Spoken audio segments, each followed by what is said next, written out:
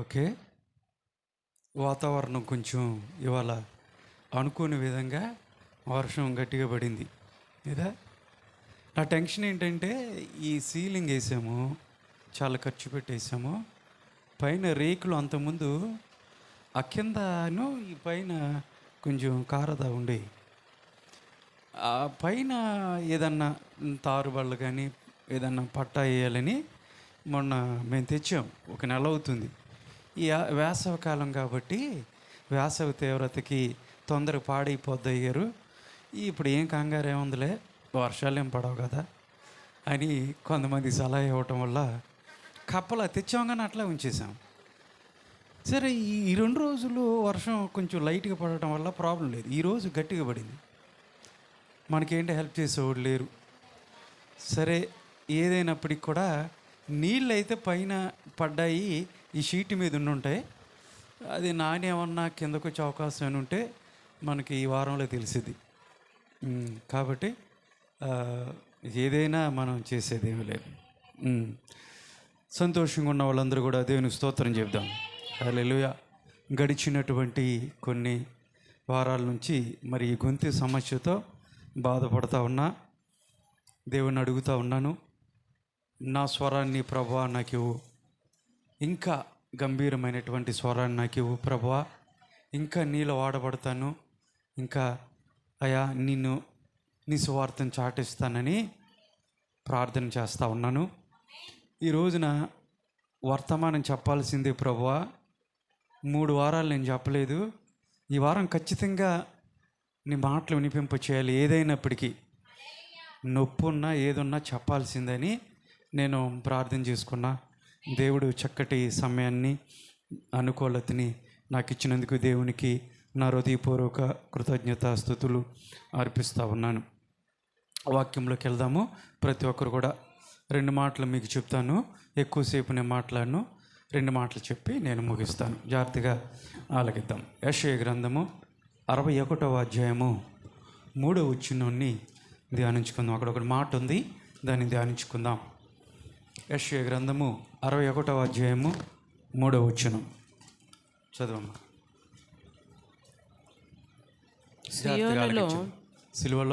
సియోనులో దుఃఖించు వారికి ఉల్లాస వస్త్రములను ధరింపచేయుటకును బూడిదకు ప్రతిగా పూదండను దుఃఖమునకు ప్రతిగా ఆనంద తైలమును భారభరితమైన ఆత్మకు ప్రతిగా స్తుతి వస్త్రమును. ఏ వస్త్రాలండి? స్తుతి వస్త్రములను వారికిచ్చుటకును ఆయన నన్ను పంపియున్నాడు. యెహోవా తన్ను మహిమపరచుకొనున్నట్లు నీతి అను మస్తకి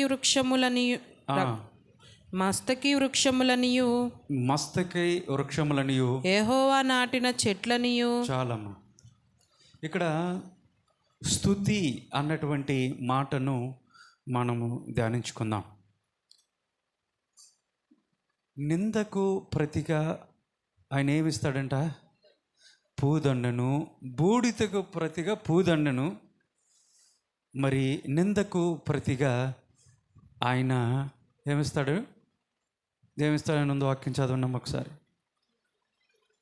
నిందకు ప్రతిగా రెట్టింపు ఘనతను ఆయన ఇస్తాడు. నమ్మిన దేని స్తోత్రం చెప్పండి.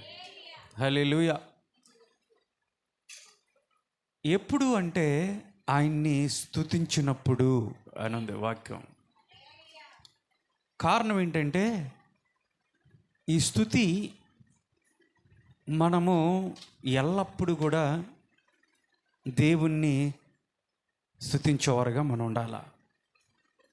మన జీవితాల్లో స్తుతి ఒక ప్రాధాన్యమైనటువంటి సంఘటనగా సంతరించుకొని ఉండాలి. దేవుణ్ణి స్తుతించేవారుగా మనం ఉండాలని దేవుడు కోరుతూ ఉన్నాడు. కారణం ఏంటంటే నువ్వేదో పెద్ద పెద్ద బరువులు మోయాలని దేవుడు కోరుకోవట్లా. నీ మీద ఆయన ఏ భారాన్ని పెట్టలా. నీవు నేను ఏం చేయాలని బైబిల్ సెలవిస్తూ ఉందంటే దేవుణ్ణి స్తుతించాలా. దేని స్తోత్రం కలుగును గాక. దేవుణ్ణి స్తుతించేవారుగా మనం ఉండాలా. దేవుణ్ణి ఘనపరిచేవారుగా మనం ఉండాలి. ఎందుకు దేవుణ్ణి స్తుతించాలంటే ఆయన స్తుతులకు పాత్రుడు, స్తోత్రార్హుడు. ఇంకెవరు కూడా స్తుతునందదగినటువంటి వాళ్ళు భూమి మీద కానీ ఆకాశం మీద కానీ మరెక్కడ కూడా లేరు. ప్రభువు మాత్రమే స్తుతునందదగినడు వాడు. అందుకని మనము దేవుణ్ణి స్తుతించేవారుగా ఉండాలి. ఎందుకంటే దేవుడు మన స్తుతుల పైన సింహాసనాసీనుడై ఉంటాడంట. అంటే ఆయన కూర్చుంటానికి ఒక సింహాసనం ఉంది. ఆ సింహాసనము దేనితో నిర్మించబడి ఉందంటే మన స్తుతులు పైన ఆయన సింహాసనాన్ని నిర్మించుకొని ఉన్నాడు. నువ్వు స్తుతిస్తూ ఉంటే నీ స్తుతి ఒక సింహాసనం అవ్వాలా. నీ సింహాసనం మీద, నీ స్తుతి సింహాసనం మీద దేవుడు ఆసీనుడై ఉంటాడు. నేను స్తుతించుచుండగా నేను ఒక స్తుతి సింహాసనాన్ని ప్రభువు కొరకు వేసినప్పుడు ఆ సింహాసనం మీద దేవుడు కూర్చుంటానికి ఇష్టపడతాడు. మన స్తుతులపై సింహాసనాసీనుడైనటువంటి పరలోకపు తండ్రి ఆయన మన స్తుతి సింహాసనం మీద ఆసీనుడై ఉంటాడు. అయితే ఇక్కడ ప్రశ్న ఏంటంటే, నువ్వు స్తుతిస్తున్నావా? నీ జీవితంలో ప్రభువు నిన్ను నిర్మించినందుకు, నిన్ను సృష్టించినందుకు, ఈ భూమి మీద నీకు ఒక పర్పస్ ఉంచి, ఒక ప్రణాళిక ఉంచి, దేవుడు నిన్ను ఏర్పాటు చేసుకొని ఇక్కడ నిన్ను ఇంకా జీవింపచేస్తూ, నిన్ను ఇంకా బ్రతికిస్తూ నిన్ను ఇక్కడ ఉంచాడు అంటే ఈ లోకంలో దేవుణ్ణి స్తుతిస్తున్నావా? నువ్వు పీల్చుకుంటున్నటువంటి ఊపిరి కొరకు దేవుని స్తుతిస్తున్నావా? దేవుడు చేసినటువంటి మేలులు, ఉపకారములు, వాటన్నిటినీ తలంచుకుంటూ నువ్వు స్తుతిస్తున్నావా? నీ నిజ జీవితంలో దేవుణ్ణి స్తుతిస్తున్నావా? అయితే పాస్టర్ గారు ఎప్పుడు స్తుతించాలి? ఇది ఒక ప్రశ్న అయింది. ఎప్పుడు స్తుతించాలి? దేవుని మందిరములకు వచ్చినప్పుడే స్తుతించాలా? ఆదివారం మాత్రమే స్తుతించాలా? శుక్రవారం మాత్రమే స్తుతించాలా? కాదు. ఎప్పుడూ దేవుణ్ణి స్తుతించాలి, ఎల్లప్పుడూ దేవుణ్ణి స్తుతించాలి. అదే పాట ఉంటుంది చూడండి, దేవుణ్ణి స్తుతి పండుగడిగా చప్పట్లు కొట్టాలి. స్తుతించుడి, దేవుని స్తుతించుడి, ఎల్లప్పుడు దేవుని స్తుతించుడి. ఆయన పరిశుద్ధాలయమందు, ఆయన పరిశుద్ధాలయమందు, ఆయన సన్నిధిలో, ఆయన సన్నిధిలో ఎల్లప్పుడు దేవుని స్తుతించుడి. దేవుని స్తుతించుడి, ఎల్లప్పుడు దేవుని స్తుతించుడి. హల్లెలూయా. ఎప్పుడు స్తుతించాలంట? ఎల్లప్పుడూ స్తుతించాలా. మేలు జరిగితేనే స్తుతిస్తానండి. నా జీవితంలోనే మేలు లేదు, నా జీవితంలో శాంతి లేదు, ఎలా స్తుతించగలను అనుకుంటూ ఉంటారు. చాలామంది ఈ లోక సంబంధమైనటువంటి వాటి కొరకే ఆశ కలిగి అవి నెరవేర్చబడినప్పుడు వాళ్ళకి లేనటువంటి కొదువును చూసి వాళ్ళు ఏదైతే కోరుకుంటున్నారో అవి దక్కనప్పుడు దేవుణ్ణి స్తుతించేవారుగా లేరు. కారణం ఏంటంటే లోకాశల వైపు వాళ్ళ కన్ను దృష్టి ఉంది. ప్రియ క్రైస్తవురాలా, ప్రియ క్రైస్తవుడా, నువ్వు క్రైస్తవుడుగా పిలువబడుతున్నప్పుడు దేని నిమిత్తమే నువ్వు ఆశపడాలి?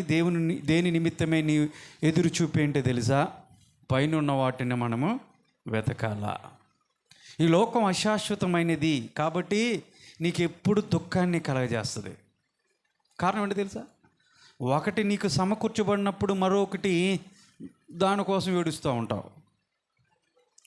అది దొరికిన తర్వాత మరొక దాని గురించి ఏడుస్తూ ఉంటావు. ఎప్పుడు కూడా ఈ లోకం నీకు నిరాశే, నీ జీవితంలో అశాంతినే మిగిలించింది. అదే దేవుని వైపు నువ్వు చూడగలిగితే నీ హృదయంలో ఎక్కడ లేని సంతోషం ఉంటుంది. కాబట్టి నీకున్న దాంట్లోనే దేవుని స్తుతించడం నువ్వు నేర్చుకోవాలి. దేవుని స్తోత్రం కలుగును గాక. నీకేది ఉన్నప్పటికీ కూడా ఉన్న దాంట్లోని ప్రభువా ఇది నాకు ఇచ్చావయ్యా నీకు స్తోత్రం, ఇదిగో ఈ కార్యం జరిగించావయ్యా నీకు స్తోత్రం అని ఎల్లప్పుడూ ప్రతి దినం ప్రతి క్షణం ప్రభుని మనం స్తుతించేవారుగా ఉండాలా. లేమిలో, కలిమిలో, కష్టాల్లో, నష్టాల్లో, శ్రమలు, ఎన్ని ఇబ్బందులు వచ్చినప్పటికీ కూడా ప్రభువుని విడిచిపెట్టకోకుండా ప్రభుని ఆరాధించేవారుగా, ప్రభును స్తుతించేవారుగా మనం ఉండాలి. స్తుతి మన పరిస్థితిని మారుస్తుంది. స్తుతి మన స్థితిని మెరుగుపరుస్తుంది. స్తుతి మన జీవితాల్ని ఉన్నతమైనటువంటి మార్గంలోకి తీసుకువెళ్ళటానికి ఒక మార్గం అవుతుంది. కాబట్టి మన జీవితంలో స్తుతి అనేది చాలా ప్రాధాన్యమైనది. స్తుతిస్తున్నారా? దేవుని ఆరాధిస్తున్నారా? పరలోకంలో ఏముంటుంది తెలుసా? స్తుతి ఉంటుంది. పరలోకంలో ప్రార్థన ఉండదు.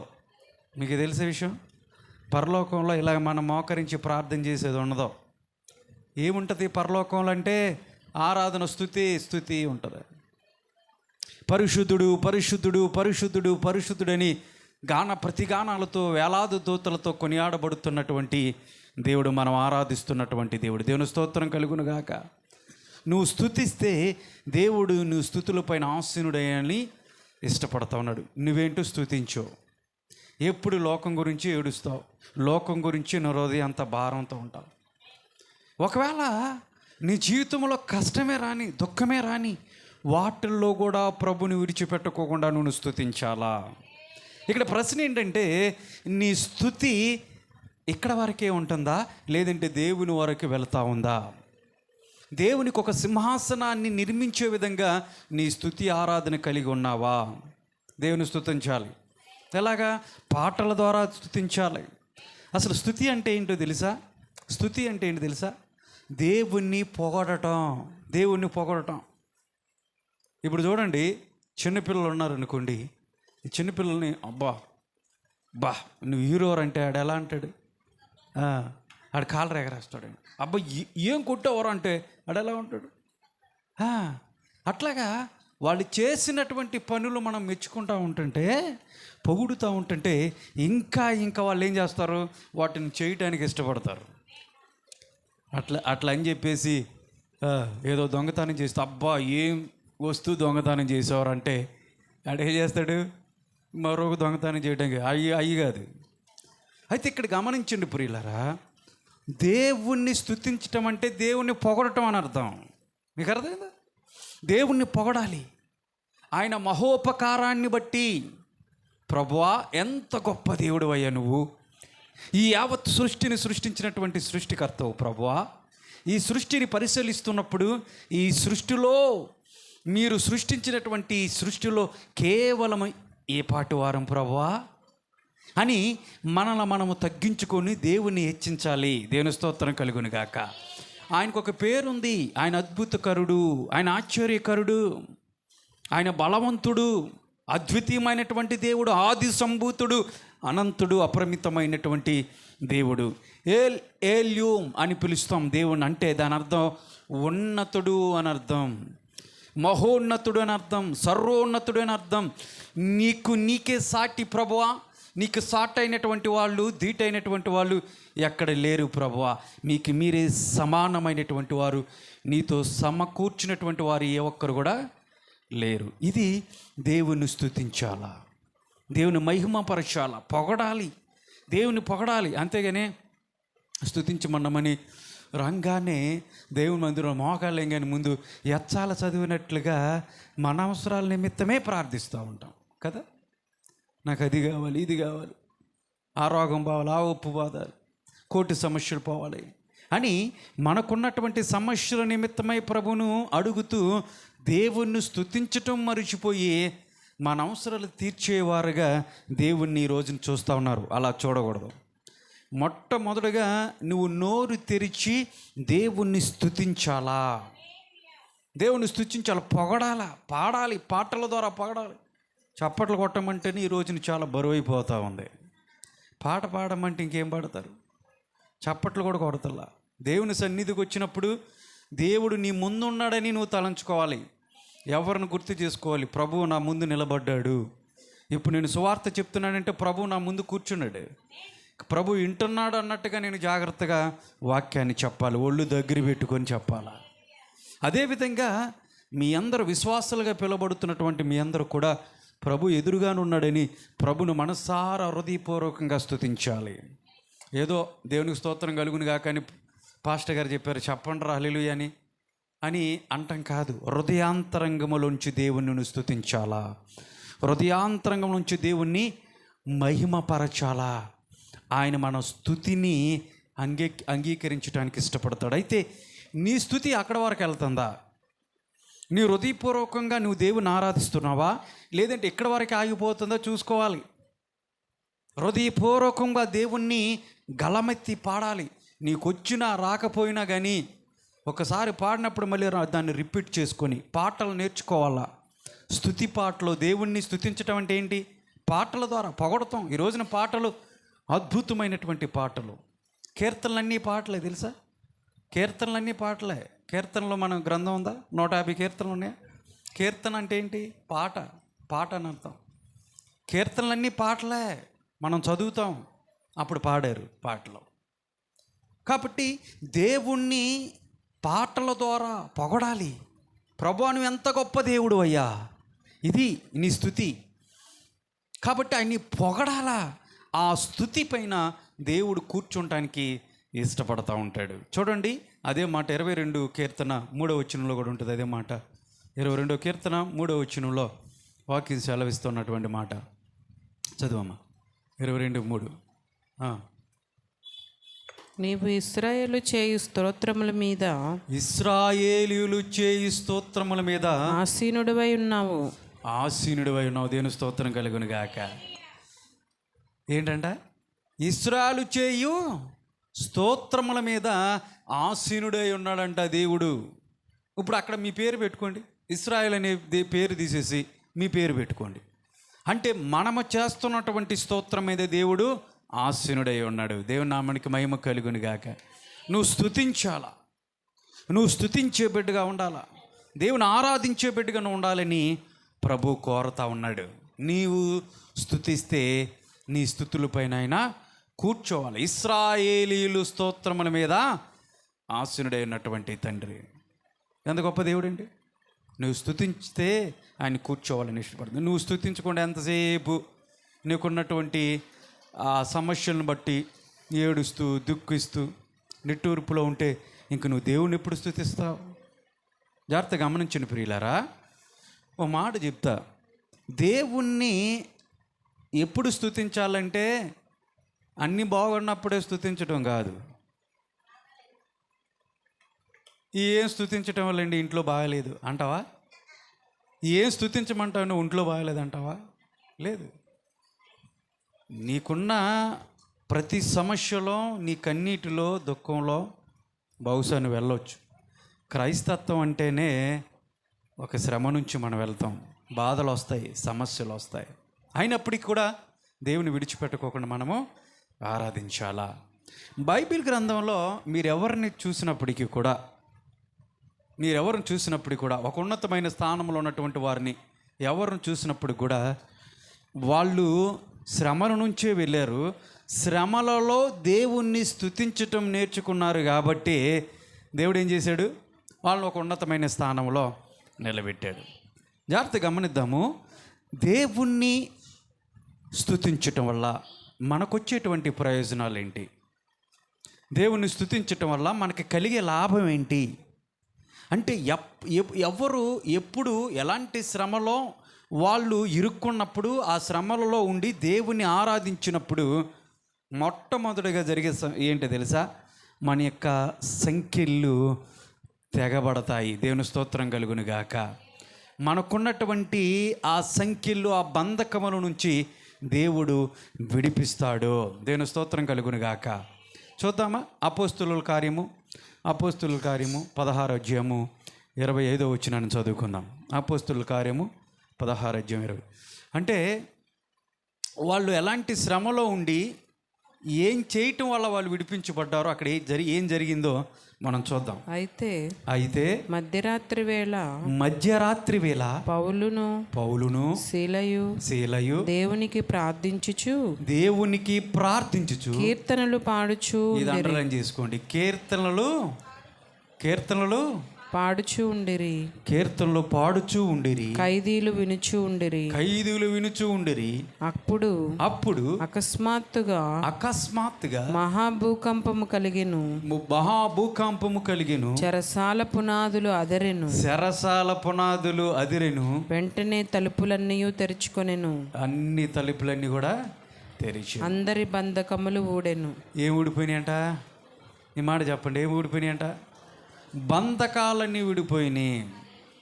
ఏ బంధకాల్లో ఉన్నారు వీళ్ళు? ఎవరంట వీళ్ళు? పౌలు శీలలు. ఎక్కడున్నారు వీళ్ళు? చెరసాల్లో ఉన్నారు. ఎక్కడున్నారు చెప్పండి అమ్మ గట్టిగా. చెరసాల్లో ఉన్నారు. ఎందుకున్నారు? ఏ హాని చేశారని వాళ్ళని చెరసాల్లో పెట్టారు, ఏ తప్పు చేశారని వాళ్ళని చెరసాల్లో పెట్టారు అంటే యేసు ప్రభువుని గురించి ప్రకటిస్తున్నారని. ఈ రోజున కూడా యేసు ప్రభుని గురించి ప్రకటిస్తూ ఉంటుంటే చాలా అవమానాలు, చాలా నిందలు. చాలామంది మరి సరిగ్గా వాక్యాన్ని యేసు ప్రభుని అర్థం చేసుకోకపోగా అంటే ఆయన అర్థం చేసుకోపోగా ఒకళ్ళని చూసి మరొకరు ఈ రోజున చాలామంది హింసకు పాల్పడుతూ ఉన్నారు. ఇది 2024 సంవత్సరంలో జరుగుతున్నది మాత్రమే కాదు ప్రియులారా. మొదటి శతాబ్ద కాలం నుంచి కూడా ప్రభువు మీద రాళ్ళు విసురుతూనే ఉన్నారు. ఇక్కడ మొదటి శతాబ్ద కాలంలో ప్రభువు వారు వచ్చి వెళ్ళిపోయిన తర్వాత మాట్లాడమా పౌలు శీలలు సువార్తను ప్రకటిస్తున్నప్పుడు, సువార్త అంటే ఏంటి? సువార్త అంటే మంచి వార్త. అంటే మంచి, వార్త అంటే వార్త, మంచి వార్త. సువార్త అంటే ఏంటో తెలుసా? యేసు ప్రభు ఈ లోకానికి వచ్చాడు, ఆయన మానవాళి నిమిత్తమై చనిపోయి తిరిగి లేచి పరలోకానికి వెళ్ళాడు అన్నది సువార్త. యేసు ప్రభు యొక్క శిలువ మరణ పునరుద్ధానముల గురించి పౌలు గారు ప్రకటిస్తూ ఉంటుంటే గిట్టనటువంటి వాళ్ళందరూ ఏం చేశారు తెలుసా? పౌలుని శీలను తీసుకెళ్ళి ఏం చేశారు? చెరసాల్లో పడేశారు. చెరసాల్లో పడేస్తే సంఖ్యలు వేశారు, బొండలు బిగిచ్చేసి కదలకోకుండా చెరసాల్లో వేశారు. చెరసాల తెలిసి చీకటిగా ఉంటుంది. ఆ చీకటి చెరసాల్లో వేస్తే వీళ్ళు ఏం చేస్తున్నారు? బాబు ఏంట్రా ఈ శ్రమలో? యేసు ప్రభుని నమ్ముకుంటే ఏంట్రా ఈ శ్రమలో? ఆయన సువార్త ప్రకటిస్తే ఏంటి మనకి ఇబ్బందులు? ఈ చీకటి గదులు ఏంటి మనకి ఎందుకు వచ్చింది? వదిలేద్దామని చెప్పేసి అనుకున్నారా? అనుకోలా. వీళ్ళు ఎడం కూర్చోబెట్టండి. వాళ్ళకు వచ్చినటువంటి, జాగ్రత్తగా వినండి, వాళ్ళకు వచ్చినటువంటి శ్రమను బట్టి ఇక్కడ మీరు ఆలకించాలా. నా గొంతుకు బాగపోయినా చెప్తున్నానంటే మీరు ఇక్కడ సబ్జెక్ట్ తీసుకొని వెళ్ళాలా, ఇంకెటు ఉండకూడదు మీ దృష్టి. వాళ్ళు శ్రమలలో ఉన్నారు. ఎవరు చెప్పండి? ఎవరున్నారు చెప్పండి? ఎవరున్నారు? రైట్, దేవుని స్తోత్రం కలుగును గాక. పౌలు శీలలు ఉన్నారు, చెరసాల్లో ఉన్నారు, ఇబ్బందులు ఉన్నారు, చాలా శ్రమను ఎదుర్కొంటూ ఉన్నారు. అలాంటి పరిస్థితుల్లో బంధకాల్లో బంధించబడినటువంటి పౌలు శీలలు వాళ్ళకు వచ్చినటువంటి సమస్య వైపు చూడకుండా వాళ్ళు ఎదుర్కొంటున్నటువంటి శ్రమను పట్టించుకున్నట్టుగంట మధ్యరాత్రి కాల లేచి వాళ్ళు ఏం చేస్తున్నారు? దేవుణ్ణి కీర్తిస్తూ ఉన్నారు, పాటల ద్వారా దేవుని స్తుతిస్తూ ఉన్నారు. దేవుని స్తోత్రం కలుగును గాక. శ్రమను పక్కన పెట్టేశారు. వాళ్ళకున్నటువంటి ఆ భయంకరమైనటువంటి పరిస్థితిని పట్టించుకోకుండా అక్కడ కూడా మీరు మా కాళ్ళు చేతులు బంధించారు కానీ మా నోటిని మీరు బంధించలేరు, మా నోటిని బంధించలేరు. ప్రభు గురించి మేము చెప్పుకోకుండా ఉండలేము, ప్రభు సువార్తని చెప్పకుండా మేము ఉండలేము, ప్రభు పాటలు పాడకుండా మేము ఉండలేము. కాబట్టి మాకు కాళ్ళు చేతులు మాత్రమే మీరు బిగించారు కానీ నోటిని మీరు అదుపులోకి తీసుకెళ్ళారు. కాబట్టి వాళ్ళు ఏం చేశారంట? మధ్యరాత్రి కాల వాళ్ళు పాటలు పాడటం ప్రారంభించారు, దేవుని స్తుతించటం ప్రారంభించారు, దేవుని ఆరాధించటం ప్రారంభించారు. ఆ స్తుతి, వాళ్ళు చేస్తున్నటువంటి స్తుతి పక్కన ఉన్నటువంటి చెరసాల్లో ఉన్నటువంటి వాళ్ళకు కూడా వినపడతా వాళ్ళు కూడా దేవుని ఆరాధించడం ప్రారంభించారంట. తోటి ఖైదీలు ఎవరైతే ఉన్నారో వాళ్ళు కూడా పౌలు యొక్క సువార్త, పౌలు యొక్క ఆరాధన వాళ్ళకి వినపడి వీళ్ళు ఆరాధిస్తున్నటువంటి దేవుడు గొప్ప దేవుడు అని చెప్పేసి తోటి ఖైదీలు కూడా దేవుని ఆరాధించడం ప్రారంభించారు. ఆ అర్ధరాత్రి కాడ కదా కొంతమంది దేవుని ప్రార్థిస్తున్నారు. ఏంటండి ఇది, సమయం లేదా, ప్రార్థన చేయడానికి సమయం లేదండి, పాటలు పాడటానికి సమయం లేదని కొంచెం మంది హేళనగా చూస్తూ ఉంటారు దేవుని బిడ్డల్ని కదా. దేవుని ఆరాధించడానికి సమయం లేదు. ఒకవేళ కొంతమందిని ప్రార్థించడానికి స్తుతించడానికి సమయం అయిపోయిందండి, డోర్లు వేసేసాం, మళ్ళీ రేపు రండి అనొచ్చేమో. సమయం అయిపోయింది, ఇక ఇప్పుడు ఆయన బిజీగా ఉంటాడు, ఎప్పుడు పడితే అప్పుడు నువ్వు వచ్చేసి ప్రార్థన చేస్తాడు, ఆయన ఎండో ద్వారాలు క్లోజ్ చేసేస్తున్నాం, సమయం అయిపోయింది అంటానికి మన దేవుడు అలాంటి దేవుడు కాదు. 24 గంటలు 365 రోజులు నువ్వు ఎప్పుడు పడితే అప్పుడు నువ్వు మెలకు ఉన్నప్పుడు ఏ క్షణమైనా సరే ఎక్కడున్నప్పుడు కూడా దేవుడిని స్తుతిస్తే, దేవుని ప్రార్థిస్తే దేవుడు తప్పకుండా నీ ప్రార్థనకి జవాబునిస్తాడు. దేవుని స్తోత్రం కలుగును గాక. మధ్యరాత్రి కాల వీళ్ళు ప్రార్థన చేస్తూ ఉన్నారు, ఎవరిని పట్టించుకోవట్లా, స్తుతిస్తున్నారు, పాడుతున్నారు. ఇప్పుడు అర్థమైంది మీకు? స్తుతించటం అంటే పాడటం, పాటల ద్వారా దేవుని ఆరాధించటం.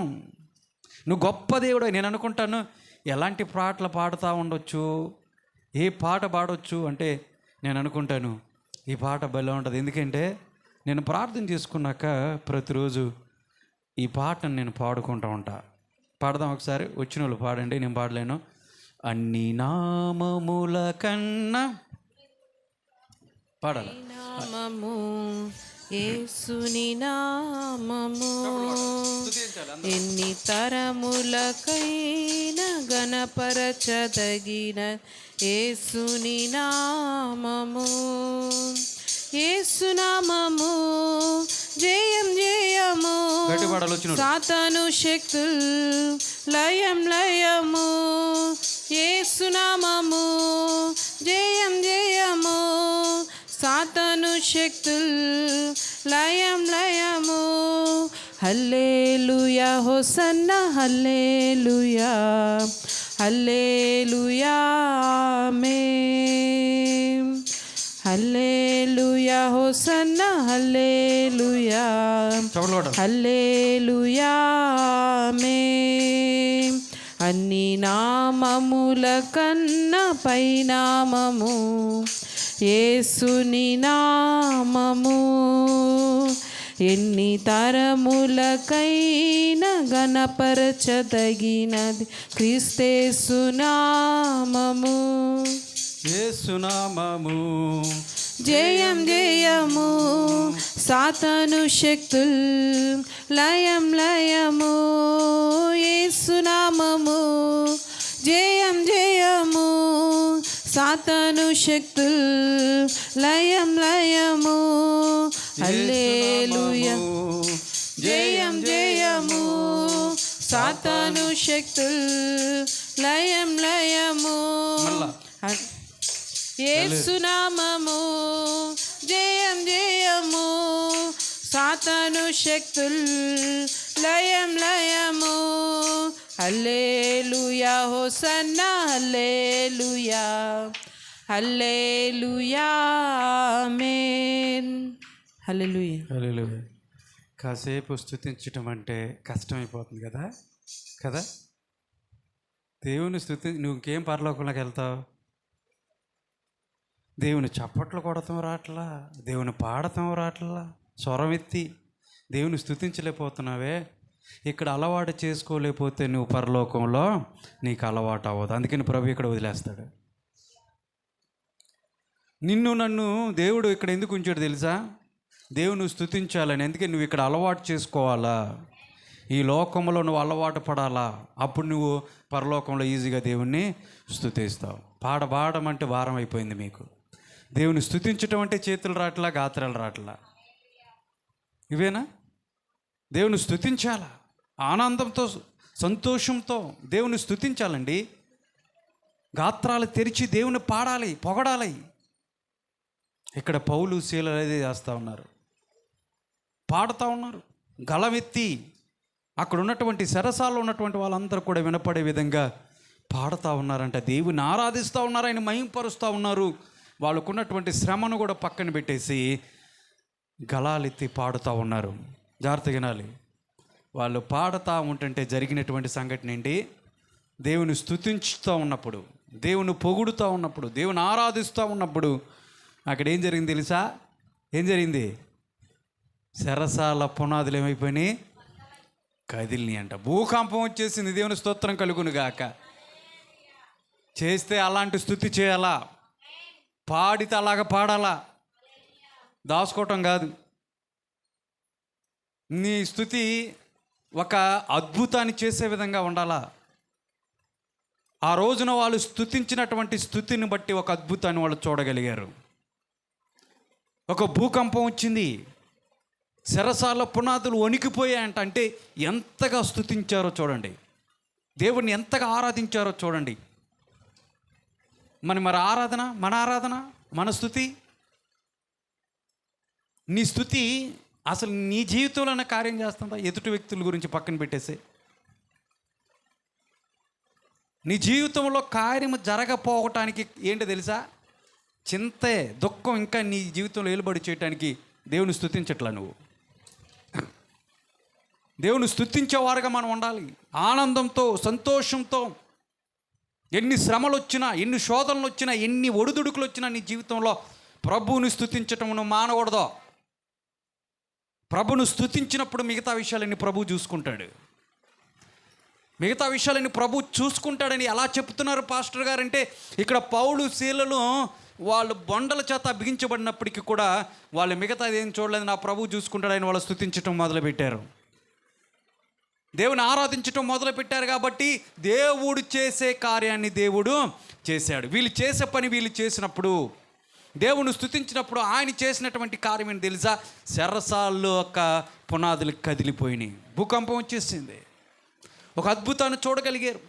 వాళ్ళ స్థితిని మార్చడానికి దేవుడు ఒక గొప్ప కార్యాన్ని చేయటానికి కారణమైంది ఆ రోజున. ఎప్పుడు?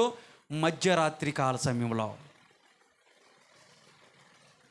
ఈ రోజున ఇక్కడ కూర్చున్నటువంటి నీవు ఏ సంఖ్యల చేత నువ్వు బంధించబడి ఉన్నావు ఒక్కసారి ఆలోచించి ప్రియ సహోదరి సహోదరుడా. ఆ రోజున సంఖ్యలతో బంధించబడి ఉన్నారు, బొండల చేత బంధించబడి ఉన్నారు. అయినప్పటికీ కూడా వాళ్ళు వదలకుండా ప్రభుని ఆరాధిస్తున్నప్పుడు నీవు, ఈ మాటలు విన్నటువంటి నీవు, ఇక్కడ కూర్చున్నటువంటి నీవు ఏ సంఖ్యలు చేత నువ్వు బంధించబడి ఉన్నావు? ఒక అనారోగ్య సమస్యతో నువ్వు బంధించబడి ఉన్నావా? ఒక అప్పు బాధలతో బంధించబడి ఉన్నావా? లేదంటే అనేకమైనటువంటి పాపము చేత, చాలామంది పాపముతో శాపాలు తెచ్చేసుకొని కుటుంబ జీవితాల్లో శాంతి లేకుండా, వ్యక్తిగత జీవితంలో శాంతి లేకుండా, నెమ్మది లేకుండా ఈ రోజున అపవాదిగాడు బంధించేశాడు సంఖ్యల చేత. ఏ సంఖ్యలతో అయితే నువ్వు బంధించబడ్డావో ఈ రోజు నువ్వు నేర్చుకోవాల్సింది ఏంటి తెలుసా? నీ సంఖ్యలు విడిపించబడాలంటే, నీ బంధకాలు విడిపించబడాలంటే, నీ హృదయంలో గొప్ప శాంతిని నువ్వు పొందాలంటే, నిజమైనటువంటి శాంతిని, సమాధానాన్ని, సంతోషాన్ని పొందుకోవాలంటే నువ్వు చేయాల్సింది ఏంటి తెలుసా? దేవుని స్తుతించడం నేర్చుకోవాలా. దేవుని స్తుతించాలి. నీకున్నటువంటి ప్రాబ్లమ్స్ అన్నీ పక్కన పెట్టేసాయి. అవి ఎప్పుడు ఉంటాయి? బతుకున్నంత కాలం ఉంటాయి. ఎప్పుడు బాగుంటాం? ఎప్పుడు ఎప్పుడు పరిస్థితులన్నీ కూడా నీకు అలాగే కనపడుతూ ఉంటాయి. చిన్న సమస్య వస్తే చాలు, ఈ రోజున పెద్ద భూతద్దంలాగా చూసుకొని, అమ్మో ఇక సమస్య పోద్దా, ఇక ఈ సమస్య నుంచి నేను విడిపించబడతానా, ఇక ఇంతేనా నేను అని చాలామంది కృంగిపోతూ ఉంటారు. చిన్న చిన్న సమస్యల్ని భూతద్దంలో పెట్టి చూసుకొని. శ్రమల వైపు నువ్వు చూడకూడదు. ఇక్కడ శ్రమల వైపు చూడలేదు పౌలు శీలలో. వాళ్ళకు వచ్చినటువంటి ఇబ్బంది, బహుశా నీవు నేను గనక అలాంటి చెరసాల్లో ఉంటే ప్రభువు లేడు, యేసు ప్రభువు లేడండి, మాకు అనవసరం అని చెప్పేసి బయటకు వచ్చేస్తామేమో, ఆయన ఎవరో మాకు తెలియదని బయటకు వచ్చేస్తామేమో. కానీ పౌలు వాళ్ళందరూ కూడా వాళ్ళకు వచ్చినటువంటి శ్రమను పక్కన పెట్టేసి మరిచిపోయారు, దేవుళ్ళు ఆనందించటం మొదలుపెట్టారు. అంటే నువ్వు నేర్చుకోవాల్సింది ఏంటి తెలుసా? శ్రమలు ఉంటాయి, శ్రమలు వస్తాయి, బాధలు వస్తాయి. వాటన్నిటిలో దేవుని స్తుతించడం నేను నేర్చుకోవాలా, దేవుని ఆరాధించడం నేర్చుకోవాలా. ఎప్పుడైతే నిజంగా నువ్వు మనస్ఫూర్తిగా దేవుని స్తుతిస్తావో నీకున్నటువంటి బంధకాల నుంచి నువ్వు విడిపించబడతావు. దేవుని స్తోత్రం కలుగును గాక. ఎలాంటి బంధకముతో అయితే నువ్వు ఈ రాత్రికాల సమయంలో ప్రభు సన్నిధిలో కూర్చొని మాటలు వింటున్నావో ప్రియ సహోదరుడా, లేదంటే ప్రియ సహోదరి, నమ్ము, ఈ రోజున యేసయ్య నామములో నీ బంధకాలను విడిపించబడునుగాక. చెప్పండి గట్టిగా, ఆమేన్ చెప్పండి. నీకున్నటువంటి ప్రతి ఒక్క సమస్య, ప్రతి ఒక్క బాధ, ప్రతి ఒక్క రుగ్మత, ప్రతి ఒక్క సవాలు విసురుతున్నటువంటి ఏవైతే నీ జీవితంలో నువ్వు అనుభవిస్తున్నావో అవన్నీ కూడా యేసయ్య నామములో విడిపించబడునుగాక. ఆమేన్ చెప్పండి. ఆమేన్. నువ్వు స్తుతిస్తే నీ బంధకాలన్నీ కూడా, పౌలు శీలలు స్తుతించారు, ఏమైపోయినాయి అంట? వాళ్ళ బంధకాలు ఏమైపోయినాయి ఉంది అక్కడ, తెంచబడి ఉన్నాయి. బంధకాలన్నీ కూడా తెగిపడిపోయినాయి అంట, సంఖ్యలన్నీ కూడా తెగిపడిపోయినాయి, సరసాలన్నీ ఓపెన్ అయిపోయినాయి. దేవుడు చేసినటువంటి మహా అద్భుత కార్యం. నువ్వు ప్రార్థన చేస్తే, నువ్వు స్తుతిస్తే, నువ్వు ఆరాధిస్తే, దేవుని పొగిడితే నీ కుటుంబ జీవితంలో నువ్వు ఒక అద్భుతాన్ని చూడగలుగుతావు. నువ్వు చేయాల్సిందల్లా దేవుని స్తుతించటమే, మిగతాది దేవుడు చూసుకుంటాడు. ఆయన చూసుకుంటాడు. ఆయన మీద మోపేసాయి. నువ్వు స్తుతించటం నేర్చుకోవాలా. నువ్వు శ్రమలలో స్తుతించాలా, నీ కన్నీటిలో స్తుతించాలా, నీ లేమిలో స్తుతించాలా, నీ కలిమిలో స్తుతించాలా. అంతేగాని అన్ని బాగున్నప్పుడు స్తుతించుతానంటే మాటికి దేవుడు ఇష్టపడ్డావు. అన్ని విషయాల్లో దేవుణ్ణి స్తుతించేవారుగా ఉండాలి. ఇప్పుడు మొదటగా దేవుణ్ణి స్తుతించటం వల్ల ఇక్కడ జరిగినటువంటి ప్రయోజనం ఏంటో తెలుసా? వాళ్ళ బంధకాలు త్రంచబడ్డాయి. ఏ బంధకాలు అయితే వాళ్ళు బంధించబడి ఉన్నారో అవన్నీ కూడా దేవుణ్ణి స్తుతించటం వల్ల గలాలు విప్పి వాళ్ళు నోరు తెరిచి పాటల ద్వారా దేవుని మహింపరచడం వల్ల ఒక అద్భుతమైన కార్యాన్ని వాళ్ళు చూడగలిగారు. నా మాటలు ముగిస్తున్నాను ప్రియ సహోదర సహోదరులారా. మీకున్నటువంటి సమస్యల్లో దేవుని స్తుతించటం మొదలుపెట్టు. ఒకవేళ నీకున్నటువంటి ఆ పరిస్థితిని చూసి ఎప్పుడు అశాంతితో మొహంలో కొంతమందికి ఎప్పుడు చూసినా నవ్వు ఉండదు, చిరునవ్వు కూడా ఉండదు, ఏదో ఒక సమస్య ఎప్పుడు. నేను చెప్తున్నాను ఏనండి ప్రియులారా, నీ సమస్యల్లో దేవుని స్తుతించటం మొదలుపెట్టు. దేవుని గొప్ప కార్యాలు నువ్వు చూడగలుగుతావు. ఆయన ఆశ్చర్యమైనటువంటి కార్యాలు నువ్వు చూడగలుగుతావు. తీసే హృదయంలో ఉన్నటువంటి అసమాధానాన్ని తీసేసే. ఇప్పటి నుంచైనా దేవుని స్తుతించు, ఆనందంతో స్తుతించు. నీకున్నటువంటి పరిస్థితుల్లోనే స్తుతించడం నేర్చుకో. దేవుడు గొప్ప కార్యాలు చేస్తాడు, అద్భుతమైన కార్యాలు నువ్వు చూడగలుగుతావు. ఒక గొప్ప సాక్షిగా నిలబెట్టి దేవుడు నిన్ను, ఆయన మహిమార్థమై దేవుడు వాడుకుంటాడు. నిన్ను ఆయన వాడుకోవాలని ఇష్టపడుతున్నాడు. ఎప్పుడు ప్రభు దగ్గరికి వచ్చినప్పుడల్లా ఇక ఇంతేనండి నా జీవితం, ఇక ఇంతేనండి అంటే కాదు. ఉండమాకలాగా దేవుని దగ్గరికి వచ్చి సంతోషంతో దేవుని స్తుతించు. నీ బాధలన్నీ మర్చిపోయి దేవుని స్తుతించు. స్తుతిస్తావా? ఇప్పుడు నేను స్తుతించాలి. ఒకవేళ ఇప్పటి వరకు స్తుతించలేదు, అందుకని దేవుడు ఏం చెప్తాడు తెలుసా? నీ స్తుతులపైన సింహాసనశీనుడై ఉండాలని ఇష్టపడతా ఉన్నాడు. స్తుతిద్దాము, ఆయన గణపరుద్దాము. స్తుతించెదా నీ నామం దేవా అనుదినము, స్తుతించెదా నీ నామం దేవా అనుక్షణము. దయతో కాపాడినావు, కృపనే చూపించినావు. దయతో కాపాడినావు, కృపనే చూపించినావు. నిన్నునే మరువనేసు, నిన్నునే విడువనేసు. స్తుతించెదా నీ నామం దేవా అనుదినము.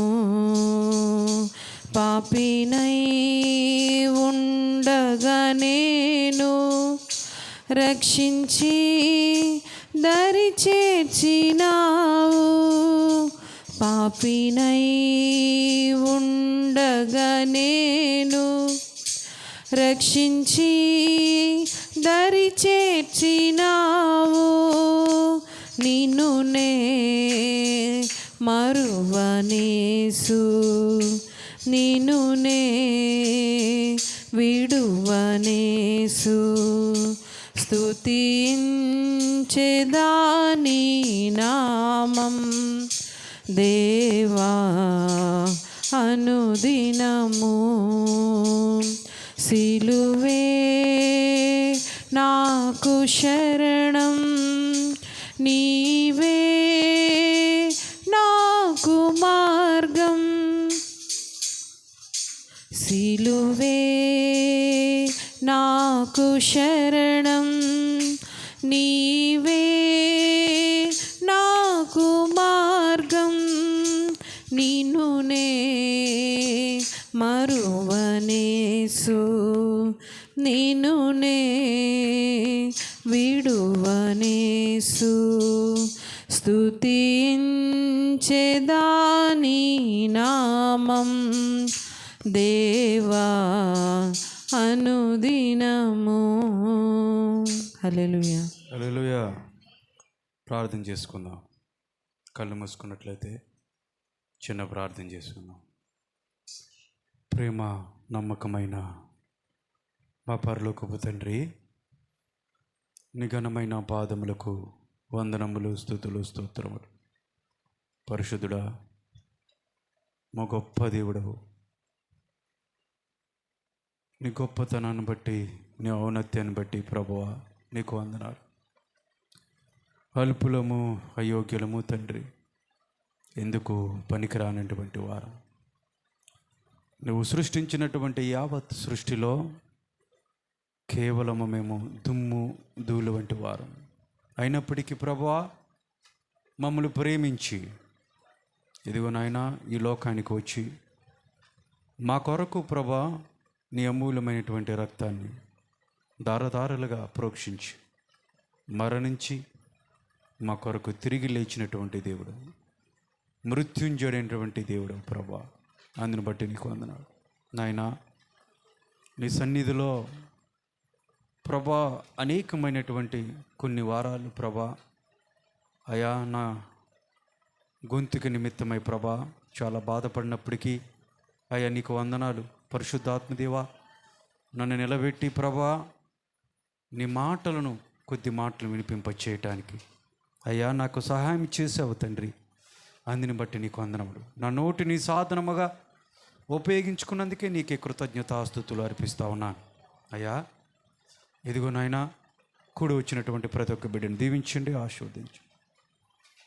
మీరు మాట్లాడినటువంటి ప్రతి ఒక్క మాట మా జీవితంలో ఫలింపచేసి ఒక గొప్ప కార్యాన్ని జరిగినట్లుగా కృప చూపించి సహాయం చేయమని ప్రార్థిస్తున్నాను. స్తుతి, అవును ప్రభా, నేను స్తుతించేవారుగా మేము ఉండాలి. నేను గణపరిచేవారుగా, నేను ఆరాధించేవారుగా ఎల్లప్పుడూ ప్రభా ఉండాలని నీ వాక్యం సెలవిస్తూ ఉంది. ఎప్పుడు కూడా ప్రభా మేము మాకున్నటువంటి ఇబ్బందులను బట్టో, మాకున్నటువంటి సమస్యలను చూసినైనా నిన్ను మరిచిపోయాం. నిన్ను మరిచిపోయి నిన్ను స్తుతించటం పక్కన పెట్టి ఎప్పుడు కూడా ప్రభా శాంతితో, కృంగుదలతో, అసమాధానతో ఉండిపోయాం నాయన.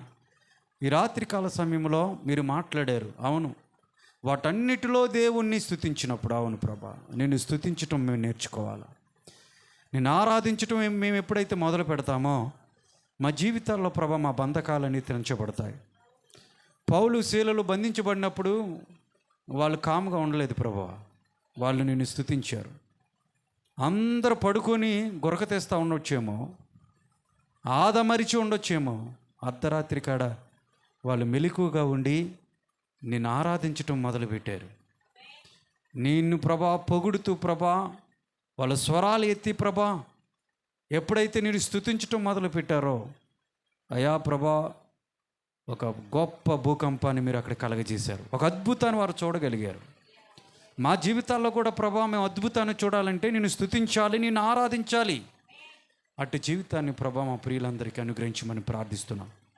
వాళ్ళ బంధకాలను తెంచండి ప్రభా, వాళ్ళ సమస్య నుంచి విడిపించమని ప్రార్థిస్తున్నాను ప్రభా. అది ఏదైనప్పటికీ ప్రభా, ఏదైనప్పటికీ ప్రభా, ఇదిగో వారి కన్నీటిని తొడవండి. దుఃఖాన్ని నాట్యంగా మార్చే దేవుడు నువ్వు మాత్రమే కాబట్టి ప్రభా, దుఃఖాన్ని నాట్యంగా మార్చండి ప్రభా. కాబట్టి ప్రతి ఒక్క ఒడిదుడుకు నుంచి వాళ్ళని కాపాడండి, రక్షించండి, సంరక్షించండి. నీ నామానికి మహిమ తెచ్చుకోమని ఇక నుంచి ఇది మొదలుకొని ప్రభా ఎల్లవేళలా నేను స్తుతించేవారుగా ప్రతి ఒక్కరిని మీరు మార్చమని. ఇదిగో నాయనా, మరి ఈ వాక్యమైనటువంటి ప్రతి ఒక్కరి జీవితాల్లో ఒక గొప్ప మార్పును పొందులాగిన సహాయం చేసి నీకు మరింత దగ్గరికి రావడానికి కృప చూపించమని. తిరిగి గృహాలకు వెలుచుండగా భద్రంగా సురక్షితంగా వెళ్ళటానికి కృప చూపించు. నీ చిత్తమైతే మరొకసారి మేము నీ సన్నిధిలో కలుసుకోవడానికి కృప చూపించమని ఘనత మహిమ ప్రభావాలు నీకు ఆరోపిస్తూ నజరుడైన యేసుక్రీస్తు నామం పేరట అడిగి వేడుకొంచున్నాను తండ్రి, ఆమేన్. మన తండ్రి అయిన దేవుని ప్రేమయు, కుమారుడైన యేసుక్రీస్తు కృపయు, పరిశుద్ధాత్మని కన్యుని సహవాసము, శాంతి, సమాధానం, నెమ్మది, ఆదరణ కూడి వచ్చినటువంటి ప్రతి ఒక్కరికి, ఈ శబ్దయంత్రం ద్వారా దేవుని మాటలు విన్నటువంటి ప్రతి ఒక్కరికి కూడా ఇప్పుడు ఎల్లప్పుడూ సదాకాలం ఉండి నడిపించునుగాక. ఆమేన్.